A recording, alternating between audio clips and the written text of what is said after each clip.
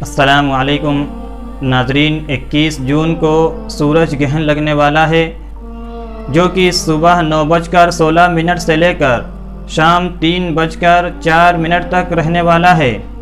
اس سورج گرہن کی حقیقت کیا ہے؟ یہ سورج گرہن کیوں لگتا ہے؟ اسلامی تعلیمات ایسے موقع پر کیا ہیں؟ اور لوگوں کے درمیان اس موقع پر غلط فہمیاں کیا ہیں؟ سورج گرہن در حقیقت اللہ کی نشانیوں میں سے ایک نشانی ہے۔ اب رہی یہ بات کہ سورج گرہن لگتا کیوں ہے، تو سورج گرہن ماہرین فلکیات اور سائنسی لوگوں کا کہنا ہے کہ زمین بھی گردش کرتی ہے، سورج بھی گردش کرتا ہے، چاند بھی گردش کرتا ہے۔ انہی گردشوں میں جب چاند اور سورج ایک خاص مقام پر جا پہنچتے ہیں، ایک خاص مقام پر دونوں آپس میں ملتے ہیں، تو سورج گرہن لگتا ہے۔ سورج گرہن اللہ کی قدرت کی نشانیوں میں سے ایک نشانی ہے۔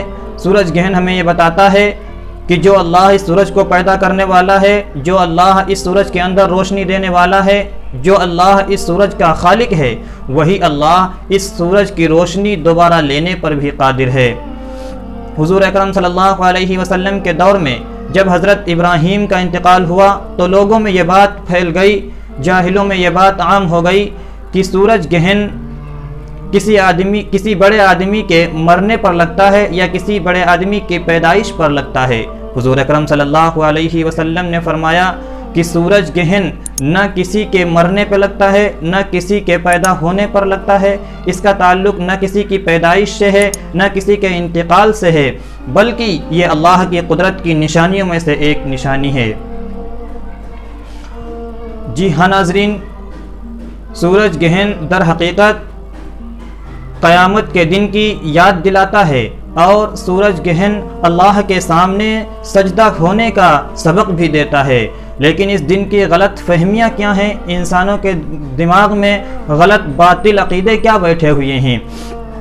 جیسے لوگ کہتے ہیں کہ اس کا اثر حاملہ عورت پر بہت زیادہ پڑتا ہے، یا عورتیں اپنے پاس دھاردار آلات یعنی چاقو، چھری وغیرہ نہ رکھیں، یا اسی طریقے سے اس دن آندھی طوفان آ سکتا ہے یا زمین پھٹ سکتی ہے۔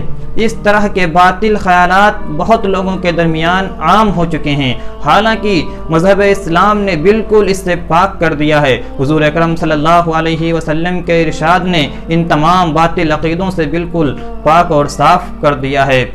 21 جون صبح 9:16 سے لے کر شام 3:04 تک سورج گرہن لگنے والا ہے۔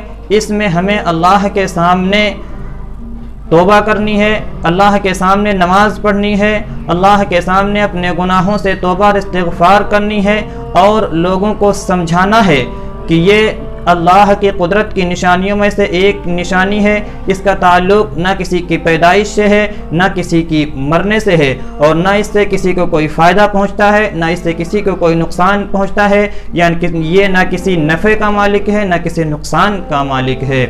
اللہ رب العزت سے ہم دعا گو ہیں کہ اللہ رب العزت ہم سب کو مذہب اسلام کی سچی سمجھ عطا فرمائے۔